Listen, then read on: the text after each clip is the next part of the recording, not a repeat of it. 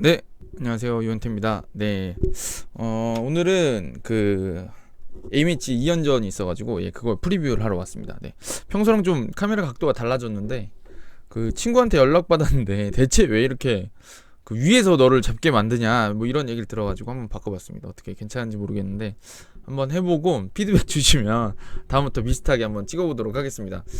자 일단 이번 그 1월 27일이죠. 모레인 걸로 알고 있는데 모레 이제 한 경기가 있고 모레 시리아가 먼저였나? 잠시만요. 언제가 먼저지? 시리아 레바논전 다음에 시리아전이었던 것 같아요. 레바논 시리아전 2연전이 있는데 뭐 제가 보기에는 사실 뭐 선수 개개인 능력의 차이는 있겠으나 그렇게 다른 의미가 있는 경기는 아닌 것 같고 어차피 우리나라 상대로 내려설 게 뻔한 그런 팀들이고 그 개인기가 그래도 어떤 때 순간적으로 나오는 것들이 있고 한다는 점에서 비슷한 것 같아요. 제가 보기엔 크게 막 다르게 준비할 경기는 아닌 것 같고 동질적 공통적인 면이 있어가지고 그걸 보면 될 것 같은데 사실 이번에 이제 좀 재밌는 재밌는 상황이라고 하긴 좀 그렇지만 좀 흥미로운 상황들이 있어서 이 상황에서 어떻게 벤투호가 반응할 것이냐가 저는 좀 기대가 되고 있거든요. 그래서 그 얘기를 좀 드리면서 명단 평가와 지난 그 A매치 2연전 아이슬란드 몰도바 2연전에서 그 선수 평가 궁금해하셨던 것들이 그 평가와 함께 지금 이제 선수 명단 분석해드리면서 2연전 어떻게 보면 재밌을까? 요걸 한번 프리뷰를 해보려고 합니다. 지금 보니까 벌써 1분 30초가 지나가고 있는데 한번 빨리 해볼게요. 자 일단 볼까요 한번? 이게 이번 명단이거든요. 이번 명단인데 좀 이번 명단에서 눈에 띄는 건 역시나 이제 손흥민이 안 왔다, 황희찬이 안 왔다. 이게 좀 중요한 문제인 것 같아요. 이 두 선수가 아무래도 현재 우리나라에서 가장 이름값도 높고 그 빅리그에서 보여주는 활약도가 좋은 선수들인데 어떻게 보면 핵심 공격수 두 명이 빠진 상황이죠.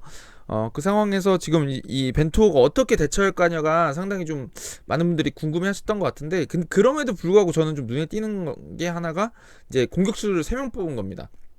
사실은 이제 그 지난 그 A매치 2연전 평가전 때 조규성하고 김건희 선수가 경기를 나눠 뛰거나 아니면 같이 뛰면서 투톱의 공존 가능성을 보여준 상황인데 이 두 선수 중에 한 명 가지 않을까라는 어떤 의심을 가지기도 했습니다. 저도 왜냐면은 줄곧 원톱을 거의 써왔기 때문에 그 투톱을 쓰더라도 손흥민 선수가 올라가는 형태를 쓰거나 아니면 황희찬 선수가 올라가는 형태를 주로 썼을 것 같은데 그러니까 기본적으로는 그 정통파 중앙 공격수를 한 명 쓰고 한 명은 측면에서도 뛰고 중앙에서도 뛸 수 있는 선수를 같이 기용하는 식으로 기용을 해왔었는데 이번에 이제 3명을 뽑는 걸 보면서 저는 느낀 게 투톱 쓸 수 있겠구나 라는 생각이 들었거든요. 근데 그 얘기를 좀 설명드리려고 하는데 그 얘기부터 하고 이제 손흥민 선수랑 황희찬 선수의 그 부재로 연결을 해가면 좀 자연스럽지 않을까 싶어요.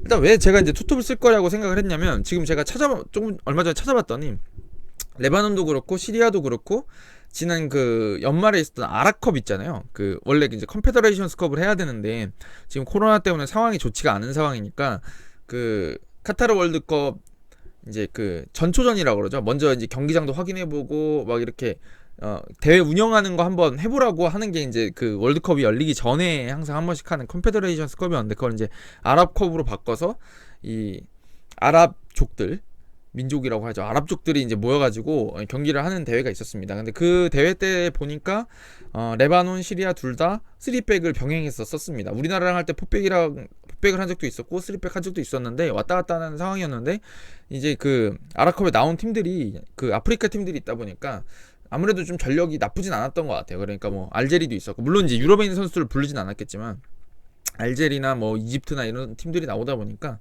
3백들을 좀 병행해서 썼더라고요. 그래서 이제 그 3백을 쓸 때 우리나라가 여지까지는 이제 뭐 여러 가지 방식으로 대응하긴 했지만 주로 원톱으로 대응을 해왔다 그러면 이번 경기에서는 투톱으로 변화를 줄 생각이 아닌가라는 생각이 들어요. 왜냐면 공격수를 2명 뽑으면 이거는 사실상 같이 넣었다가 누구 한 명 빼면 혹은 한 명 다치면 이게 대처가 안 되는 상황인데 3명이면 투톱이든 원톱이든 이제 좀 변화 주기가 좀 자연스럽잖아요. 그게 있었고 그 다음에 이 김건희, 조규성, 황의조 3명 다 굉장히 활동량이 많고 많이 움직여주는 선수들인데 이런 선수들이 이제 3백을 허물기에 굉장히 좋은 장점이 있기 때문입니다. 이제 그 얘기를 조금 설명드리려고 하는데 자 이게 지난 아이슬란드전 그러니까 그 몰도바전에 대한 어떤 그 연결이라고 보시면 돼요. 이걸 어떻게 연결할 건지 보시면 되는데 자 이게 결국에 벤투 감독도 그렇고 지금 현대 축구에서 가장 중요한 화두 이슈라고 할 만한 거는 사실은 숫자 싸움입니다. 그러니까 숫자 싸움이라는 게 참 어려운 축구에서 어려운 문제일 수밖에 없는 게 아니 동등하게 11명이 들어가는데 11명씩 뛰는데 어떻게 숫자를 싸움을 해서 이기겠다는 거야. 어차피 11대 11 동수인데 라고 생각하실 수가 있는데 요거는 이제 국지적으로 이긴다고 보면 돼요. 전체적으로 필드는 11명이 뛰고 있지만 그 순간적으로 누군가 숫자를 늘려주면 공을 중심으로 그쪽에서 얼마나 숫자를 늘릴 거냐 이게 중요한 겁니다. 그래서 과르디올라 감독이 이제 맨체스터 시티에 처음 왔을 때 그 에데르송이라고 하는 발 좋은 골키퍼를 영입하면서 사실 뭐 클라우디오 브라보도 있었고 그때 잘 보시면 그때 잠깐 시도했던 전술이 지금 여기서 조금 벗어난 얘기긴 한데 어떻게 빌드업을 하냐면 이 센터백 여기 내려와 있으면 이 골키퍼가 여기서 빌드업하는 경우들이 있어요. 이렇게 나란히 서가지고 이거 왜 이렇게 했을까요? 근데 이거는 전술 쓰다가 좀 금방 패긴 하긴 했어요.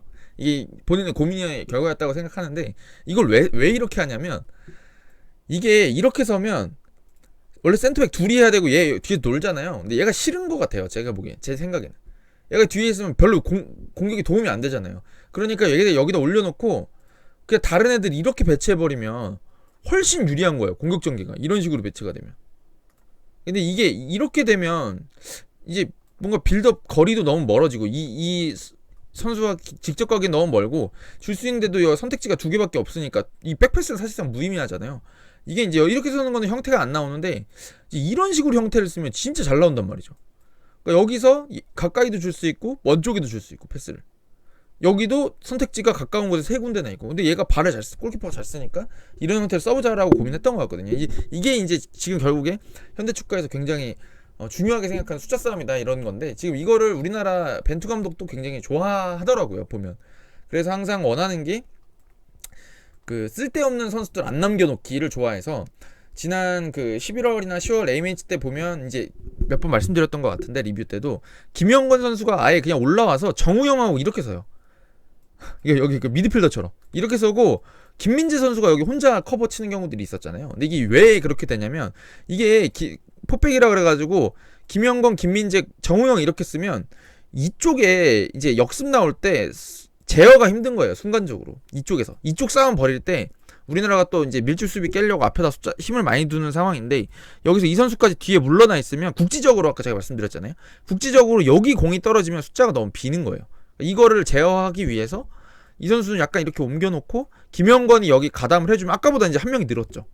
그러니까 아까보다 훨씬 역습을 앞에서 제어하기 좋고 세컨드 볼 싸움에서 좋고 그 다음에 이제 김민재 선수가 가진 특성에 맞게 해야 되는데 워낙 발이 빠르고 1대1이 좋으니까 넘어오면 이제 김민재가 처리하는 겁니다. 이런 형태로 이제 숫자 싸움을 많이 벌여왔었는데 이번 그 몰도바전을 보니까 이번에는 측면 쪽에 좀 힘을 준 것 같아요. 숫자 싸움에서. 그러니까 제가 저번에도 리뷰할 때 말씀드렸던 것처럼 몰도바도 이제 투톱을 주로 썼으니까 그리고 보니까 뭐 시리아는 3-4-3을 쓰기도 하는 것 같고 한데 레바논은 또 5-3-2였던 것 같아요. 봤던 그 경기 나왔던 걸 보니까 그런 상황에서 이제 투톱이 나온다 그러면 이 뒤에 3명이 있는 게 유리하긴 하죠. 왜냐면 이제 수비는 일반적으로 그 공격수보다 한 명 더 많은 게 아무래도 한 명 뚫렸을 때 커버가 되니까 2대2는 좀 불안하고 3대2 정도가 돼야 되는 상황인데 이게 뭐 4대2, 5대2까지 가면 무의미한 숫자가 되잖아요. 근데 이걸 어떻게 해결했냐면 이제 몰도바전에서 이 측면에 있는 선수들이 해결했습니다. 그래서 기본적으로 여기 3명이 이렇게 숫자 맞춰놓고 빌드업 할 때는 여기나 이용이나 김진수 선수가 올라왔다가 공격을 풀어나가거나 아니면 아까 저번에 보여드렸던 것처럼 이쪽에서 이제 반대편 오픈을 빠르게 딱 시켜주면서 오픈 패스가 나갔을 때는 이 선수가 측면에 순간적으로 이 두 명의 풀백이 올라오면서 그때는 여기가 수비가 5명인데 여기 공격은 6명이 되면서 이 상대를 좌우로 공략할 수 있는 형태를 쓰는 거죠. 그러려 그러면 여기가 이제 흔히 말해서 포메이션 상으로 우리나라 굳이 따지자 그러면 뭐 다이아몬드 442 내지 그러니까 요렇게 느낌상 이렇게 되겠죠. 뭐 게임에 나오는 거죠. 이런 식의 다이아몬드 442가 되거나 제 생각에는 이거는 뭐 424라고 봐도 될 것 같아요. 424 형태로 이렇게 약간 이런 식으로 이러면 424 같죠. 그래서 이제 공격수 2명 최전방에 투톱 정통파 공격수 2명이 상대편은 3명인 정통파 3백을 상대하면서 한 명은 적지만 어찌됐든 여기는 이제 혼자 있으면 너무 외로우니까 2명으로 숫자 맞춰주고 얘네들을 중앙에서 모아놓는 형태로 쓰고 그 다음에 이제 여기 가운데 들어온 선수도 몰도바전에서 보면 송민규나 권창훈이나 측면 라인을 타는 걸 뭐 못하는 건 아니지만 이 약간 반칸 들어와서 움직이면서 드리블을 치면서 가운데로 들어오는 거 좋아하잖아요. 그리고 반대발이었어요. 또 송민규 선수도 오른발에 다 잘 쓰긴 하지만 쓸 수 있지만 어쨌든 오른쪽으로 중앙으로 치고 들어오면서 슈팅 때리는 거 좋아하는 선수니까 이쪽에 배치해놓고, 권창훈도 왼발인데 오른쪽에 배치해서 중앙으로 파괴해놓고 그 다음에 이쪽으로 이렇게 풀백들을 쓰겠다. 예, 이런 형태라고 보시면 됩니다. 그리고 이 선수는 중앙에서 공격도 풀어주지만 일단 1차 저지선이고, 맨 뒤에 있었던 백승우 선수, 이제 지금 뭐 대표팀에서 뭐 여지까지 주전 정우영 선수였는데, 정우영 선수가 이쪽에서 이제 결국에는 이 방파제 임무를 해야 되는 형태, 이런 식으로 꾸릴 생각이 있는 것 같아요. 그래서 제가 보기에 상대가 이제 3백이면 뭐 애초에 3백을 예상해가지고 투톱을 들고 나올 수 있을 가능성도 있고, 그게 아니라 그러면 이제 그 후반전에 경기가 좀 안 풀린다 싶으면 뭐 바꾸면서 투톱으로 전환하는 형태도 쓸 수 있지 않을까 싶습니다. 근데 제가 아까 말씀드렸던 것처럼 김건희 선수도 그렇고 조규성 선수도 그렇고 황의조 선수도 그렇고 굉장히 움직임이 많은 선수들이에요. 그러니까 황의조 선수는 이번에 지난 주말에 해트트릭 했는데, 그걸 잘 보시면 뭐 중앙에서 골 넣는 것도 있지만 측면 쪽에서 들어오면서 마무리 다 했잖아요. 그러니까 왼발로 감아찬거나 오른발로 감아찬거나 다 약간 바깥쪽에 빠져있다가 들어오면서 이제 이렇게 슈팅을 때리는 형태였거든요. 사실 그런 형태를 좋아하다 보니까 이 선수가 잘하는 게, 중앙에 머무르다가도 이쪽으로 코너플렉 쪽으로 돌아나가면서 공간을 만들어주고 이렇게 하는 것도 잘하거든요. 그렇기 때문에 이게 지금 여기 4명의 공격수가 같이 배치돼가지고 흔드는 것도 나쁘지 않을 것 같다라는 생각이 듭니다. 네, 요거는 뭐 좋은 선택이 될 것 같아요. 자, 근데 이제 이거를 잘 생각해보면, 뭐 손흥민이나 황희찬 선수의 부상을 마치 기다렸다는 듯이 이렇게 무슨 전술 변화가 좀 생기는 것 같긴 한데, 그렇진 않을 것 같고요, 제 개인적으로는. 그러니까 이걸 고민을 했겠죠. 우리가 계속 밀집 수비한테 고전을 하니까 어떻게 하면 이 선수들한테 조금 더 쉽게 공격할 수 있는 방법을 마련할 수 있을까라는 생각이 좀 들었는데, 그런 면에서 전술적인 해답이 나왔다는 생각이 들고요. 저는 그래서 솔직히 더 기대돼요, 사실은. 왜냐면 손흥민이나 황희찬 선수가 워낙 1대1이 좋은 선수들이니까, 뭐 손흥민 선수가 사실은 뭐 득점이 좀 대표팀에 오면 저조하다는 감은 좀 있는데, 왜냐면 토트넘처럼 막 많이 넣지 못하니까. 근데 이 선수가 끌고 다니는 어그로가 어마어마하잖아요. 그러니까 뭐 웬만한 선수 한 명 끌고 다니는 게 아니라 거의 뭐 모든 수비진의 눈을 다 끌고 다니는 선수기 때문에 전 하는 일이 굉장히 많다고 생각하거든요. 그리고 수비도 되게 열심히 해주고.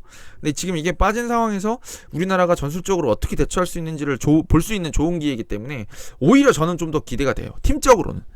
팀적으로는 더 기대가 되고, 어찌됐든 손흥민이랑 황희찬 선수는 회복하면 무조건 돌아올 거기 때문에 이 선수들을 평소에 있었으면 계속 이제 황희찬, 손흥민으로 하는 축구를 봤을 텐데, 이거 없을 때 어떻게 될까?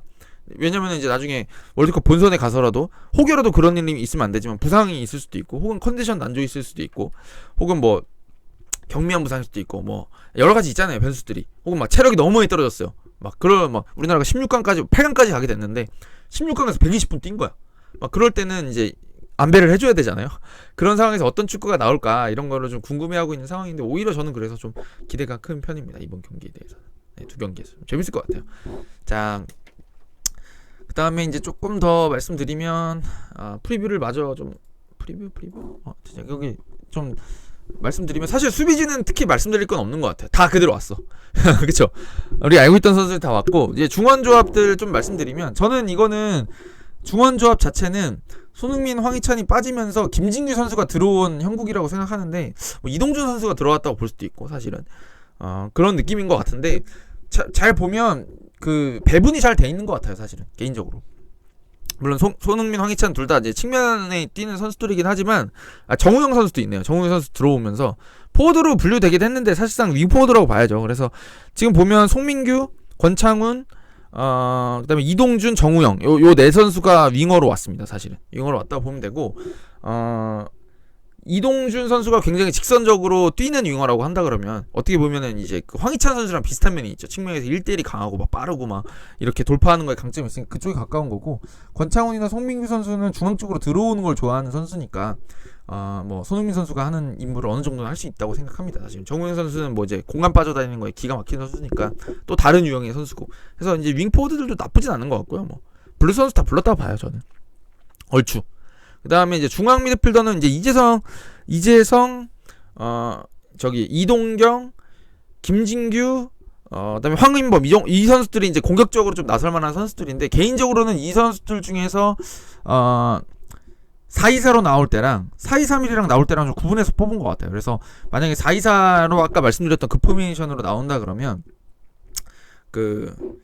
제가 보기에는 김진규 선수가 나올 수도 있지만 황인범 선수가 좀 앞서가는 느낌이고, 그 다음에 황인범 선수 제일 앞서는 것 같아. 그다음에 김진규 선수가 오히려 어울리는 것 같고 그 황인범 선수 대체로는 어울리는 것 같고 만약에 이제 4-2-3-1로 혹은 4-1-4-1로 우리나라가 지난번에 했던 그런 전술들처럼 그 포백에서 원톱을 놓는 전술 쓴다 그러면 당연히 이재성 선수가 제일 앞서가는 게 아닌가. 그다음 황인범 선수 두 명이 앞서가지 않을까라는 생각이 들고 이동경 선수가 이제 그 뒤를 받치는 형태가 되지 않을까 싶어요. 저는 그래서 이 선수들도 다 뽑았어. 미드필더 다 뽑았어요. 정말 그 앞에 세울 만한 미드필더들을 다 뽑아놨고 이제 이 후방에는 정우영과 백승호를 뽑았다. 이렇게 보면 되지 않을까 싶습니다. 그래서 사실은 뭐 정우영 선수는 혼자도 되게 잘하고 사이즈가 더 크잖아요. 사이즈가 커가지고 그 센터에서 이제 그 센터 서클 근처에서 1대1 싸움이나 헤딩이 굉장히 강한 선수이기 때문에 그런 면을 혼자 맡기기에 적합한 선수인 것 같고 그 백승호 선수가 들어온다 그러면 황인범이나 뭐 김진규처럼 오르락내리락 잘하는 선수가 옆에 같이 붙어있으면 굉장히 빌드업도 부드럽고 뭔가 그런 느낌이 나지 않을까 해서 그런 콘셉트 짜는 문제인 것 같고 다 뽑은 것 같아요 저는 개인적으로는. 그래서 멤버도 되게 좋은 것 같고 빈틈이 잘 안 보인다. 아우 되게 풍부하네. 약간 저는 골랐을 수 있겠다라는 느낌이 들어가지고 굉장히 명단 마음에 듭니다. 잘 뽑은 것 같아요. 자 결국에는 이제 뭐 내용은 사실 프리뷰 드릴 게 별로 없어요. 말씀드렸듯이 이게 제가 매번 말씀드렸던 게 우리나라가 잘해서 고전할 수밖에 없다. 왜냐 상대가 내려서니까. 그리고 제가 이제 저번에도 한번 아이슬란드전 끝나고 말씀드렸던 것 같은데 아이슬란드전을 이겼다고 그다음 몰도바전을 크게 이겼다고 이번 경기에 대한 너무 큰 어떤 기대를 가지는 거는 좋진 않아요. 왜냐면 기대라는 게 막 무슨 또 5대0으로 이기길 바라는 거죠. 레바논이나 시리아를 5대0으로 이기길 바라는 게 쉽지가 않은 이유가 뭐냐면요. 이게 아이슬란드는 우리나라랑 상대로 할 때 사실 내려설 생각이 처음에 없었어요. 그냥 했어 우리나라랑. 그러다 당했단 말이에요. 그러니까 나중에 후반 되니까 대처를 가지고 나왔는데 그게 왜 그러냐면 몰도바도 마찬가지예요. 이게 이겨야 되는 경기가 아니니까 본인들 거 하려고 나왔어요. 그렇잖아요. 몰도바도 막 전방 압박 시도했잖아요. 왜 그러냐면 이게 비겨서 되는 경기가 아니라 그냥 우리가 뭐 이기고 뭐 비기고 지고 이게 중요한 게 아니라 우리가 얘네 상대로 얼마나 할 수 있을까? 한국 괜찮다던데 아시아에서 공 좀 찬다는데 어느 정도 우리가 할 수 있을까를 해봐야 되는 경기잖아요. 그러니까 우리나라를 괴롭힐 생각으로 나온 게 아니야.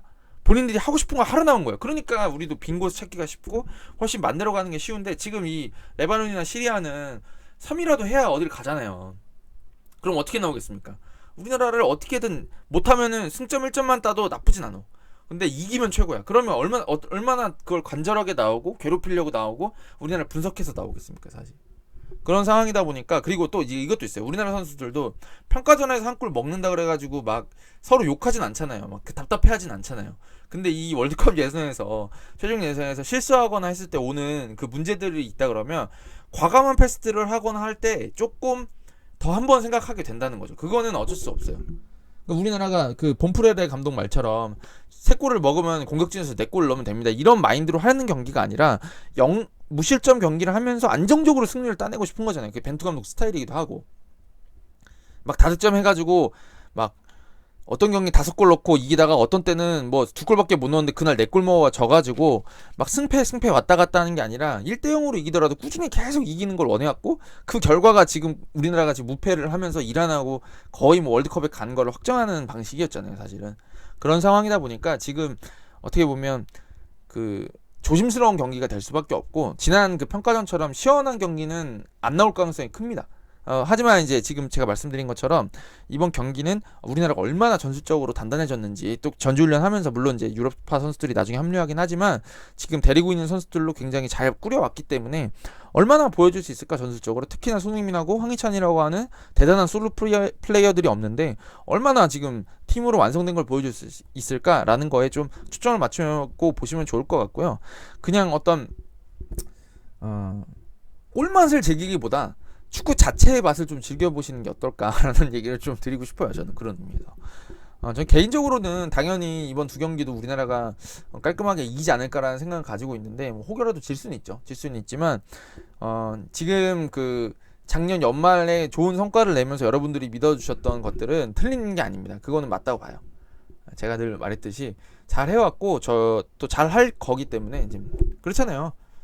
그 뭔지 알죠? 흐름이 어떤 흐름인지. 그런 상황이니까 경기는 질 수도 있어요. 그러니까 너무 혹여라도 지게 되더라도 저는 이길 것 같아요. 저는 이길 거라고 예상하는데 무난히 이길 거라고 예상하거든요 솔직히. 근데 혹여라도 질 수 있는 거니까 게임은 지더라도 그거에 대한 질타보다는 어떻게 보면 문제점을 좀 냉정하게 짚어보고 다음에 이런 거를 틀리지 말아야지 다음 경기 이제 이겨가지고 월드컵도 확정하고 월드컵 본선 가서도 좀 더 좋은 성과를 낼 수 있을 것이다. 이렇게 좀 분석하는 쪽으로 가는 방향이 맞지 않을까라는 생각이 듭니다. 그래서 저는 조금 마음은 편하게 보시고, 하지만 뭘 잘하고 뭐가 재밌지 이렇게 하면서 좀 찾아보시는 즐거움이 있는 경기가 아닐까 라는 생각이 듭니다. 자, 경기 이틀 남았네요.